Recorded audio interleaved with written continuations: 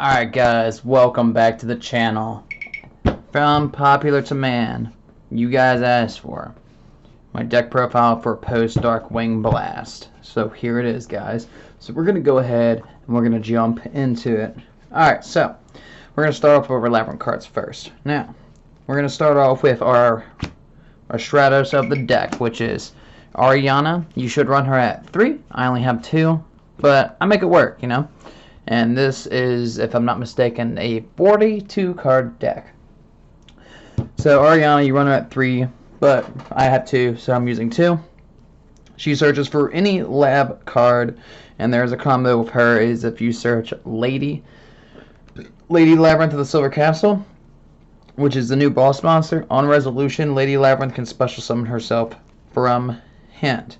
So 2 of this maiden, you want 3, but I mean I'm dealing with 2. 1 of Ariane, you will only really see, the only time you want to see her is if you use her effect, sit in a normal trap that's set or from your hand in graveyard, and then special summon her so you can pop off essentially. And also remember guys, when you use a normal trap card to get rid of a monster off a field, both these cards will let you draw a card. Both these cards will also let you set a card from your hand or special summon a fiend monster, or both depending on the situation. So that is the maidens. You want 3 Ariana, 1 Ariane. I run 2 Ariana because I only have 2. So I make 2. So let's go with the furnitures. We go 2 Stovey, right? 2 Shander, and we play the other one out too. 1 Ku-Klok. So what Stovey does, Stovey and Shander essentially do the same thing from hand, where you can discard them from hand or on the field, along with something else from your hand, assuming you have the right setup. It's going to be Backjack, right? And then you can set a Labrynth spell trap card from your deck to the field. So essentially your Welcome Labrynth or your Labrynth. Now, if a normal trap card removes a monster off the field, Stovey will special summon himself from grave. Shander will add himself back to hand. Ku-Klok will give you the choice of one or the other. Ku-Klok at 1. Now there is a reason for this. Now when you use Lady Labrynth, or the new boss monster Lady, right?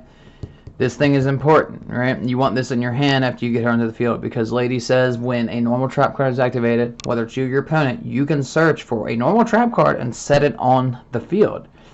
And then Ku-Klok says if you discard this card from your hand in the graveyard, you can activate 1 normal trap card that you set this turn, or for example during your opponent's turn. So this is huge. It will recur itself back to hand. You never want to put it on the field. You want to leave this in hand as much as possible. And then when you use normal trap cards to get rid of monsters, this will also come back to your hand. Never put it on field. So that's the furniture cards. Real simple. Now, we're going to go to our big beaters. 1 lovely Labrynth of the Silver Castle. Now, she's a 1-up now because the new boss monster is out. What she does is, not only she comes off Welcome Labrynth, she's an 8-star, so it lets you do some little cheesy stuff, but I mean, your extra deck doesn't really matter. So imagine, like, your extra deck is irrelevant. It's just extra sauce at this point. And, so if a normal trap card removes a monster off the field, she can pop a card on the field, or randomly pop a card out of your opponent's hand. If you pop a card on the field, you get to choose. Next, she can, once per turn, during your turn, she can target a normal trap card in your graveyard and then set it back on the field, but then it gets an extra restriction of you need a fiend monster on the field to activate that trap card. But guess what? The whole deck's fiend. It doesn't matter. So you originally, before Darkwing Blast, I ran her as a 2-up because Lady wasn't out.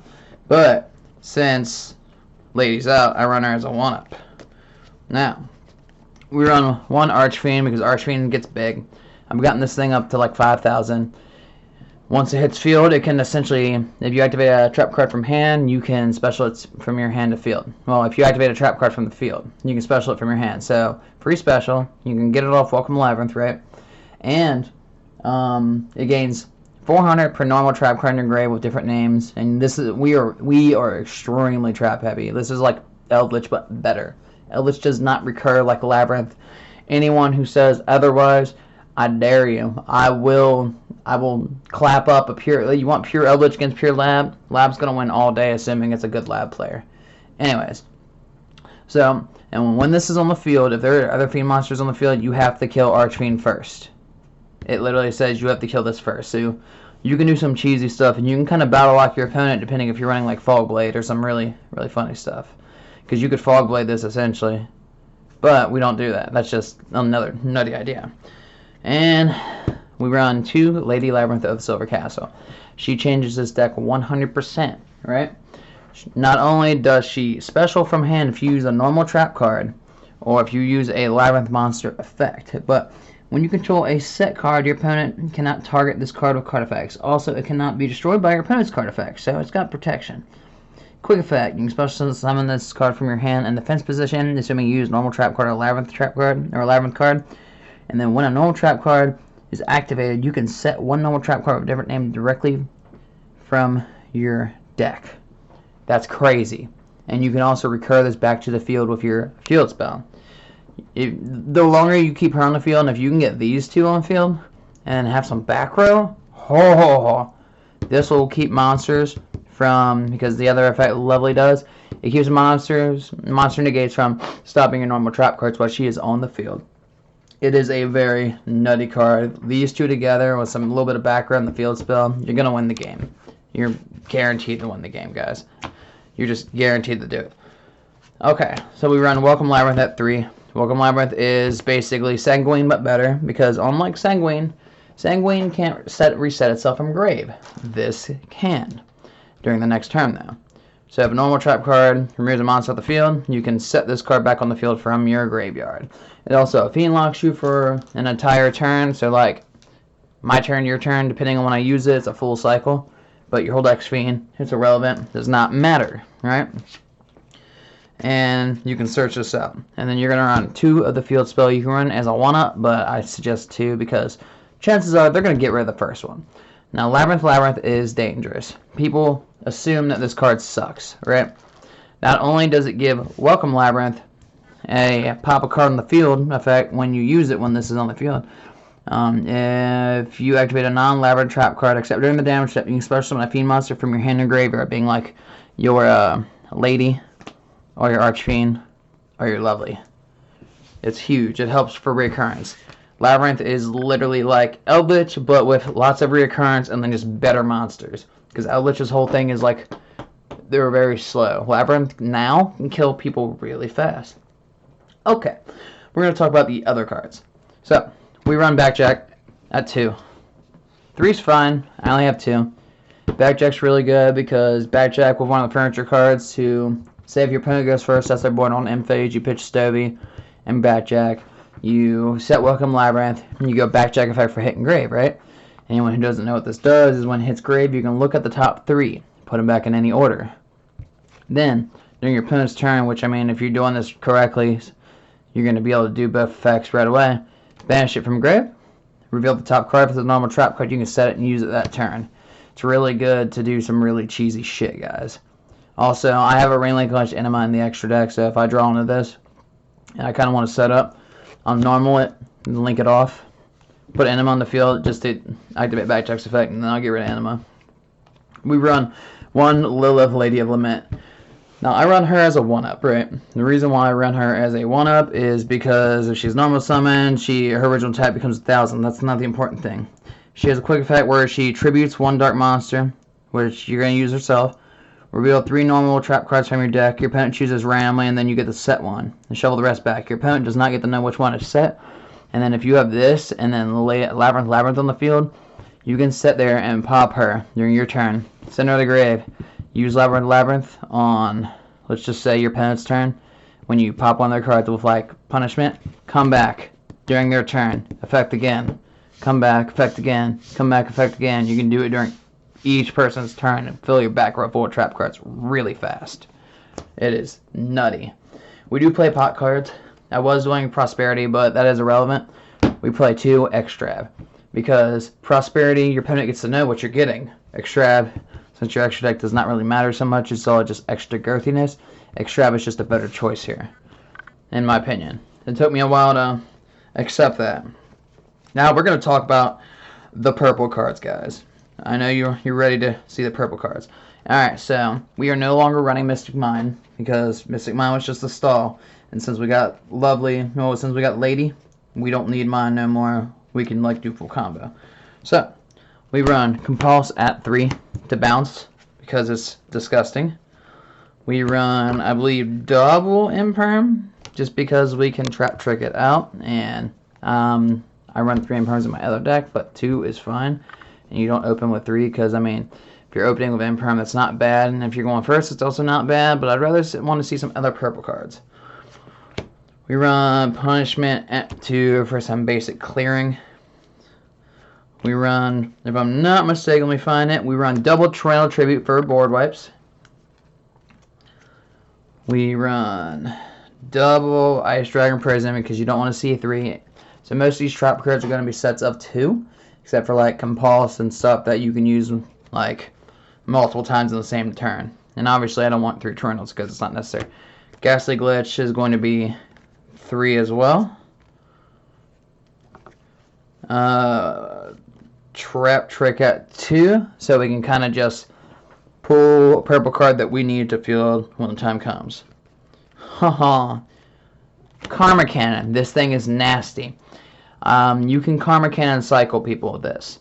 So say if you have a Lovely on the field and you have a Lady. You can use Lady's effect to pull Karma Cannon to the field and then set it. You can use Coup Clock. Pitch it from hand to where you can use that Karma Cannon that turn. And chances are your opponent is not going to know what Coup Clock does. They're going to think it's like another furniture card that does something else, unless they ask, obviously. And then they're going to be very hesitant because they go to battle phase, you just flip everything face down. You go to your turn, you flip over Lady, you flip over Lovely, use Lovely to reset Karma Cannon again. See what I'm saying? And then the last 2 purple cards is, this is a good card. This is some cheese. Dark Sacrifice. When your opponent activates a card or effect that will destroy cards on the field, negate the effect, then send 1 level 3 or lower dark monster from your deck to grave. Your whole deck is dark. Most of them are level 3 or lower. All your furniture cards are level 3 or lower. But Backjack is level 3 or lower, and he's a dark. So that is your target, realistically. So that is all purple cards. So you run primarily purple cards. I mean, it is a trap deck. You guys requested this. Here it is. Does it do well? So far, testing online, yes.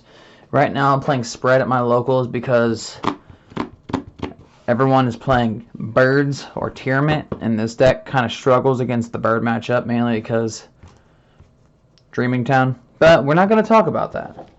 My locals is very sweaty. Okay, so we're going to go over some extra deck cards. So this is just a bunch of random targets, right? And we're going to talk about the first one, which I don't have her yet.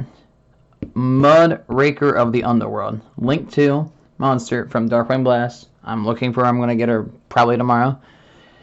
What she does is, once per turn, you can discard a card from your hand, special on a fiend from grave. That's huge. If a monster be destroyed by battle or card effect, you can contribute a fiend monster to protect it. That is not once per turn. So you could have her on the field and a whole field of stuff. And they can sit there and try to tap her down, and she can just keep popping cards to keep herself on field because she is huge. But anyways, you'd run her at like 2. This is just some random stuff. So we got Cerberus, Dweller, Phoenix, Borlin. Again, punishment cards. We got a 4,000 Prime Photon because he's huge. We got Winning Ice or Pegasus because it does Pegasus effects in grave when battle happens. Relinquish Enema to get rid of Backjack. Degurus Timeless to overlay our 2 Maidens to make it to draw 2, discard 1. 2 punishments. Well, 2 punishment targets to do a pop 2. We have a Skull Wagon to pitch to grave that we can later banish to get rid of like Mystic Mine, assuming they because most people don't know that this has a graveyard effect, more often than not. We have a Dark Charmer to do some Dark Charmer plays, and then we have a Unchained Abomination, and then you should have 2 spots left for your double Muckraker or your IP. It really just depends. But that is the extra deck. My side deck I'm still working on, guys, so hear me out. My side deck's a little weird, but I'll show you it anyways. We have 2 rivalries for Floodgate. We're to run a double Lord of the Heavenly for protection, obviously. Double Solemn Judgment, double Skill Drain to be annoying, double D-Barrier to trap trick out, double Anti-Spell, double Different Dimension Ground, and then a Barrier Statue of the Abyss for rogue decks like, we'll just say like Madolche or Sword Soul or Marincess, anything that's really annoying and weird. Yes, it does come up, and you're probably wondering, how do I get this out in the field? You dump it the grave with Ghastly Glitch, because it is a fiend, and then you use Labrynth to special summon it to field. So you don't even got to normal it.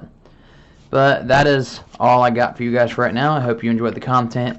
This was a dire request from our current audience, so I figured I might as well share it now.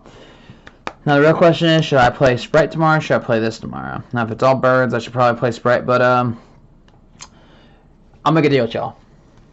If I get 10 likes on this video by tomorrow, I'll play this for Friday. And then Saturday I have a tournament for trophies at a different shop that I cannot record at. But 10 likes, I'll play this tomorrow. Like it up, leave a comment on the reason why I should play it over my Hand Trap Sprite deck. Let me know, and thanks for watching as always, guys.